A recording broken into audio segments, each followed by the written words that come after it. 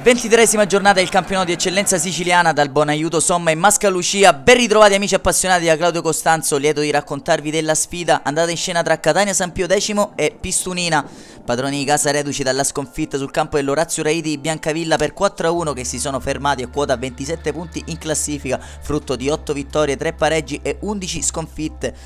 Cammino simile ai rivali odierni che distano 5 lunghezze. Infatti a quota 22 il Pistunina, che è reduce dall'ennesimo pareggio casalingo per 0-0 a reti inviolate contro il Caltagirone, e ha portato fin qui 5 vittorie al proprio mulino, 7 pareggi e ben 10 sconfitte. Dirige l'incontro il signor Fabio Franzò della sezione di Siracusa, sui assistenti Grasso e Anile, entrambi della sezione 10 Reale, dando un'occhiata ai 22 scelti dai due allenatori, rispettivamente mister Rubino e mister Raciti. Per il Catania San Pio X scendono in campo Romano, Conte, Di Salvo, Sant'Anna, Costa, Spitaleri, Ranno, Carufi, Abate, Messina e Spina. Risponde il Pistunina, che dovrà fare a meno dello squalificato D'Arrigo, con Vitale, Keita, Caldore, Bellamacina, Napoli, Ardiri, Visconti, Di Maggio, Colucci, Grazioso e Ancione.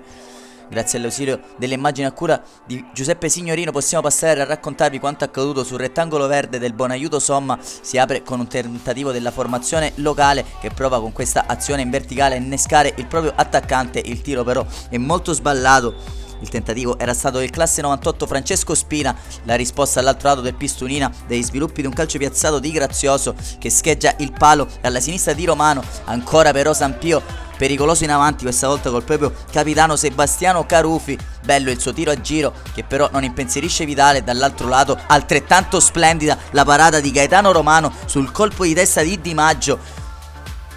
Coefficiente di difficoltà altissimo per l'estremo difensore classe 86 del Catania San Pio X, che nega la gioia del vantaggio al Pistunina. Dall'altro lato è agevole invece la presa di Vitale sul tentativo di Messina. Ancora Pistunina, la partita è bella, le occasioni si susseguono. Qui ci ha provato Caldore, ma ha alzato in corner ancora una volta Romano. Si chiude il primo tempo con quest'ultima occasione clamorosa del Catania San Pio X, che ha provato con Antonino Ranno a violare la porta difesa da Vitale.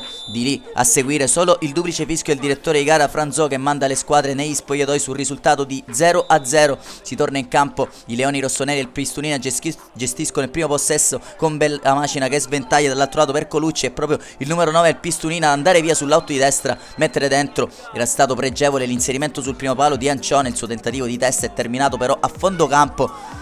Ci ha provato ancora una volta il Pistunina, e qui ha avuto un'altra clamorosa occasione con Di Maggio, questa volta servito dal binario opposto, quello mancino. La reazione del San Pio è in questo tentativo del numero 7 Antonino Ranno, che Vitale smanaccia in corner. Arriva il primo cambio per mister Raciti, che manda nella mischia Marziale per Visconti, quando una strepitosa azione di Grazioso si stampa sulla faccia della traversa. Dopo aver seminato il panico sull'auto mancino, si era centrato col destro, colpendo però solo la traversa. A seguire l'Arachiri del Pistunina, che spiana la strada al vantaggio locale, firmato Ansumana Bagé. Infatti si scontrano l'estremo difensore Vitale e Ardiri. La palla resta lì per il più facile dei tap-in, per il neoentrato numero 16 della formazione di mister Rubino.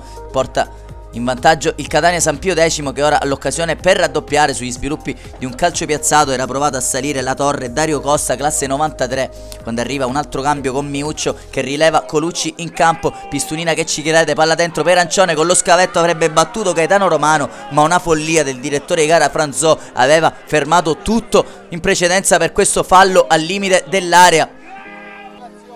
Di lì a seguire continuerà gettarsi la zappa sui piedi il direttore di gara Aretuseo. Infatti non viene ravvisato questo contatto clamoroso di Di Maggio proprio sul dischetto del calcio di rigore. A seguire anche Napoli verrà ammonito, e risulterà pesante questo cartellino, dopo essere stato vistosamente colpito al volto, come possiamo vedere dalle nostre immagini. San Pio X, che allora ci prova in avanti ancora una volta a chiudere la gara. Ha avuto l'occasione col proprio numero 9 Simone Abate. Doppio cambio invece all'altro lato per i leoni rossoneri. Il presidente Velardo, Gartey prende il posto di Ancione e Minissale quello di Bellamacina. Trazione offensiva ora per il Pistunina, che ci proverà in questo finale.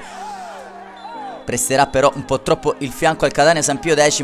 Resterà infatti anche in inferiorità numerica la formazione rossonera per il secondo giallo all'indirizzo di Napoli, che va anzitempo sotto gli spogliatoi. Degli sviluppi dello stesso calcio piazzato andrà Paolo Messina, Pregevole la sua traiettoria a giro, che però si spegne sul fondo. A seguire il triplice fischio, il direttore di gara Franzò di Siracusa manda le squadre negli spogliatoi. Termina al Buonaiuto Somma la 23esima giornata del campionato di eccellenza siciliana. Il Catania San Pio X porta a casa 3 punti. Ancora amaro in bocca invece per i leoni rossoneri del Pistunina, che si mantengono a +4 sui playout e nella prossima uscita ospiteranno il Giarre. Augurandosi una lieta visione a Claudio Costanzo, resta che ringraziarvi e dare appuntamento al prossimo servizio.